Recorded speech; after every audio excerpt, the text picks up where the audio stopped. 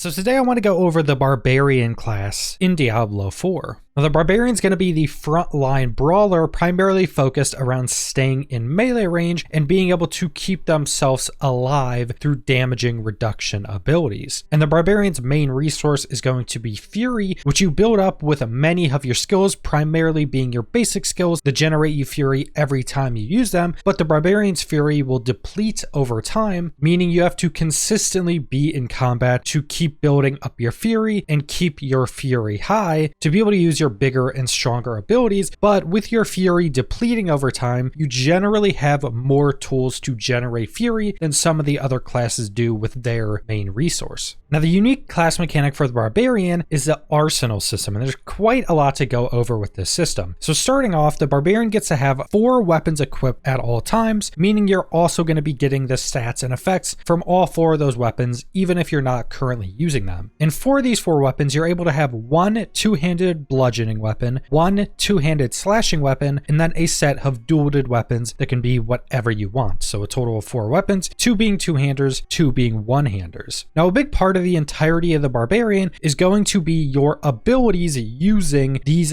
different weapons. So certain abilities for the Barbarian are either going to require a specific weapon to be used for that ability to be used, or you're able to apply a specific weapon to that ability. So for instance, the Frenzy ability requires dual-wielded weapons. You can have any dual-wielded weapons, but when you use your Frenzy ability, your character will automatically pull out your dual-wielded weapons. There's not going to be like a delay or any clunky feeling. It's very smooth and seamless between switching your weapons. But then say you go to Whirlwind and you can apply any of your weapons to the Whirlwind ability. So you could apply your two-handed bludgeoning weapon to it, your two-handed slashing weapon to it, or your dual-wielded weapons to it. And it's going to change some of these stats of how this ability is going to work because of what weapon is going to be used when you use Whirlwind. But then this also ties into the second part of the arsenal system called the expertise system. Now the expertise system is essentially allowing you to level up the different weapon types you can use to get additional stats and effects. And to level these different weapons up, all you have to do is hit enemies while using that weapon type. You don't actually have to kill them, but if you want to level up a one-handed axe, you just have to hit enemies with a one-handed axe. Now how this is going to work is you can level up every different weapon type from level 1 to 10, and it's going to keep increasing the effect you get from this with each one of those levels. But then once you reach level 10 with that weapon, you also get an additional level 10 bonus that's a new effect. So for instance, for the one-handed axe, you gain increased critical strike chance against injured enemies. You double this when using 2 axes. And again, this goes from level 1 to level 10. At level 10, this gives you 5% increased critical strike chance. But then once you hit level 10 with the one-handed axe, you also get an additional effect that is a lucky hit. Critical strikes have a chance to grant you increased attack speed for 2 seconds, and this is also doubled when using axes. So you start that first effect at level 1, you level it up through using one-handed axes up to level 10. Then once you're at level 10, you gain this additional bonus. But these expertise bonuses are only active when you're using the weapon that these effects are for. So if you're currently hitting enemies with a two-handed sword, you're not going to currently be having the bonuses from that one-handed axe rank ups.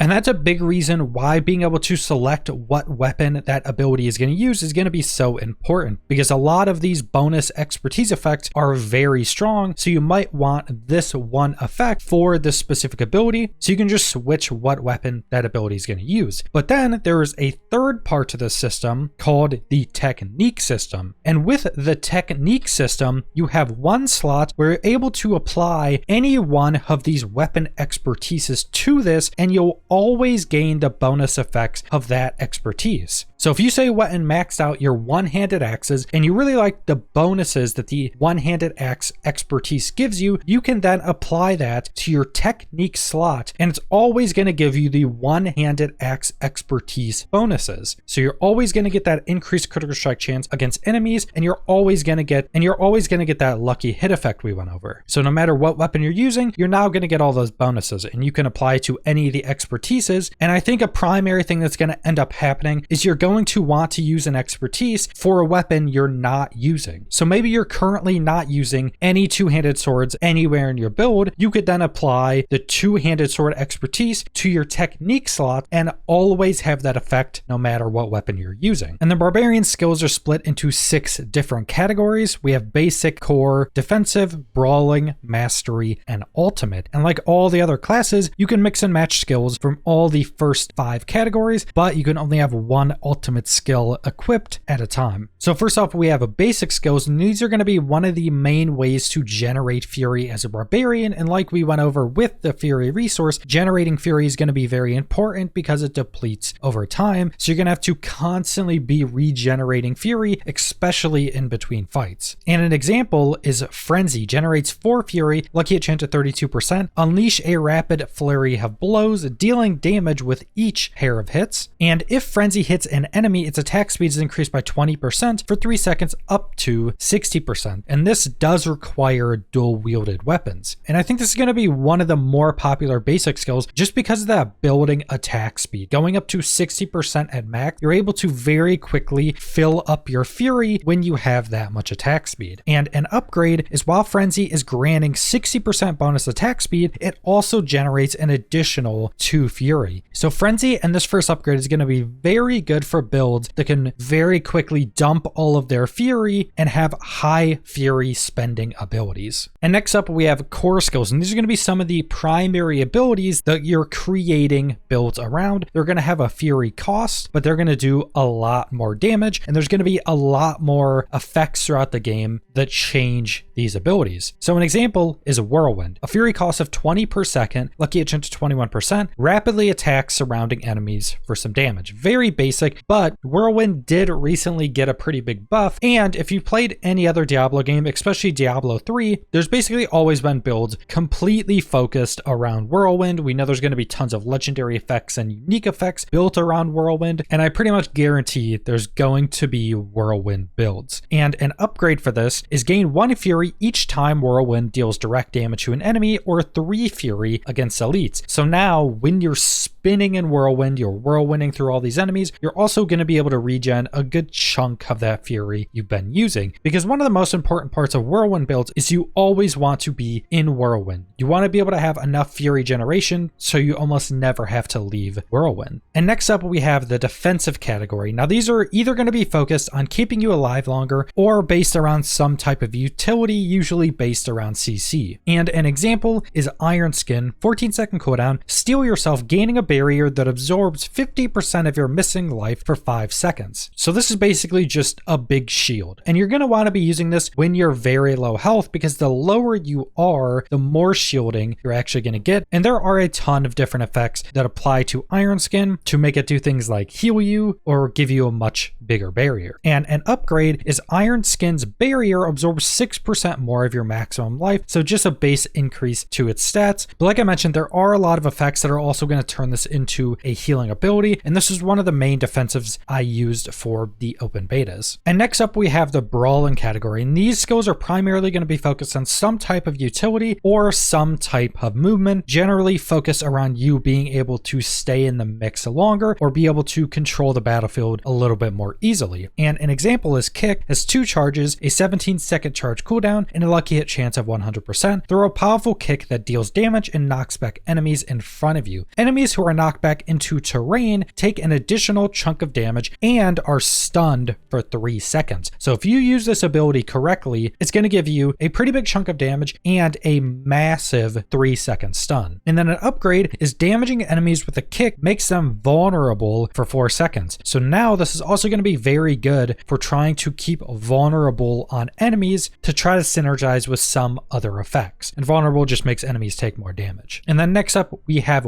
weapon mastery skills. And these are going to be somewhat similar to core skills, but these are going to be more filler spells, but they're not going to cost any fury. And they're usually going to have a low or medium cooldown. And an example is Rupture, 10-second cooldown, 54% lucky hit chance, skewer enemies in front of you dealing damage. Then rip your weapon out, damaging enemies for their total bleeding amount and removing all bleeding damage from them. So this is going to be an ability you want to be using with bleeding builds. And essentially what this does is you rip into the enemy doing doing some damage, but then when your weapon pulls out of the enemy, it does all of the bleeding damage on that enemy at one time, but removes all the bleeding from them. So you're basically able to take a bleeding build and turn it into a bursty type of build because you apply all these bleeds, then you rupture all the bleeds out and do a massive burst of damage. I think this is actually going to be a pretty strong ability in PvP. And then an upgrade is ripping your weapon out of enemies during rupture causes an explosion that deals bleeding damage over 5 seconds. So now after you pull your weapon out and you rupture these enemies, it also will apply an AoE bleed, re-bleeding all enemies in the area, just synergizing very well with a bleeding build. And then finally, we have our ultimate skills. And like mentioned, you can only use one of these at a time. They're going to be very high cooldown abilities, but they're going to be incredibly strong. And an example is called the Ancients, cooldown of 50 seconds, lucky hit chance of 32%, call upon 3 Ancients to aid you in battle for 6 seconds. You have Corlic, which leaps at enemies dealing big damage and swings his weapons in a frenzy, dealing more damage per hit. You have Talic, which spins in a whirlwind, rapidly attacking enemies for big damage. And then you have Matawak, who upheavals the ground for massive damage. You're just summoning 3 ancient barbarians that use different barbarian skills to do a ton of damage. This is a pretty big bursting ability. And an upgrade is while Call of the Ancients is active, gain 10% bonus attack speed and 10% increased damage. So now this burst ultimate is also just going to be buffing you while active, making it even a bigger damaging cooldown. And then there is one more category called the Capstone category. Now this doesn't house any active skills, but you get to choose one very strong passive effect. And an example is Gushing Wounds. When causing an enemy to bleed, you have a chance equal to your critical strike chance to increase the bleed amount by 100% of your critical strike damage bonus. And overpowering a bleeding enemy creates an explosion that inflicts a small bleed over 5 seconds. So essentially what this is doing is allowing your bleed effects to work off of critical strike chance and damage like most other skills can. And then finally, we have our Paragon boards. Now I don't want to go over all the information of all the Paragon boards, but I do want to go over all the different legendary nodes because these legendary nodes will also give you a good idea of what that Paragon board is going to be focused on. So first off, we have a Blood Rage. Killing a bleeding enemy has a 10% chance to grant Berserking for 5 seconds. This is going to be incredibly strong for bleeding builds, especially when in big AoE situations. And then next up, we have a Bone Breaker. Overpowers with your two-handed bludgeoning weapon, stun enemies for 4 seconds, and grant you 25% of your maximum life as Fortify. Now this can be incredibly strong, but I do think this is going to be another one of those nodes where you need to be more into the end game to have all these effects, because you're going to have to be using a two-handed bludgeoning weapon for whatever skill you're using, and you're going to need to have a high overpower chance, which isn't that easy to get early on. But if you overpower people with this, you stun enemies for 4 seconds, which is a ridiculous stun, and you gain this massive Fortify. So if you can pull this off and get constant overpowers, this is going to be ridiculously strong. And then we have Carnage. While Berserking, critical strike chance increase your attack speed by 2% up to 10% for 6 seconds. And similar to the last node, this one is going to be a little bit later on because you need to be Berserking and then you also need to be hitting crits while Berserking. But I think later on you'll be able to have builds that do this pretty effectively. And then we have Decimator, a lucky hit effect. Two-handed slashing weapon attacks have a 10% chance to make enemies vulnerable for 2 seconds. Now, I don't think this is actually very strong. First off, you're going to need a good lucky hit chance to keep applying this. And then you're also going to be needing to use a two-handed slashing weapon. And then it only applies vulnerable for 2 seconds. And I think we have better ways to apply vulnerable. So this may be a node that needs buffed later on. And then we have Flawless Technique. Damaging enemies with one-handed weapons increases your critical strike chance by 1% for 2 seconds up to 5%. This can only happen once per skill cast or twice per second while channeling Whirlwind. And with that second part, I think this is probably going to be pretty good for Whirlwind builds if you're using one-handed weapons with your Whirlwind. There's probably going to be some builds where you want to do that just because of some of the one-handed effects you can get from your expertise system or some specific unique or legendary one-handed weapons. And then next up we have Hemorrhage. Enemies that have been affected by your bleeding for 3 or more seconds take 15% increased damage from you. So this can be very strong for very consistent bleed builds, because I'm sure there's going to be bleed builds that have bleeds up basically 100% of the time, and you're going to want to use this because this will just be free increased damage. And then next up we have Warbringer. For every 75 fury you spend, gain 20% of your maximum life as Fortify. Now this is a pretty big Fortify, and if you're a very high fury generating and fury spending build, you could proc this quite a lot, and this is going to make you much more tanky. And then finally we have Weapon Master. Swapping weapons grants you 3 fury. Now the best way to go about doing this is going to be to have 3 different skills that all use a different weapon type. So one skill would use your two-handed bludgeoning, one skill would use your two-handed slashing, and one skill would be dual wielded. And if you had a build that you want to consistently use those 3 abilities in a rotation, this could generate you quite a lot of additional fury. And I think the Barbarian is going to be one of the strongest endgame characters for Diablo 4, specifically just because of how many weapons you get to have equipped, having all those different affixes and effects. And we have actually heard from some people that got to play the closed endgame beta that the Barbarian was legitimately the strongest character in the game when you're very, very late into the endgame. And I think that's going to hold true on the launch of Diablo 4. But that's all I want to go over, so thanks for watching.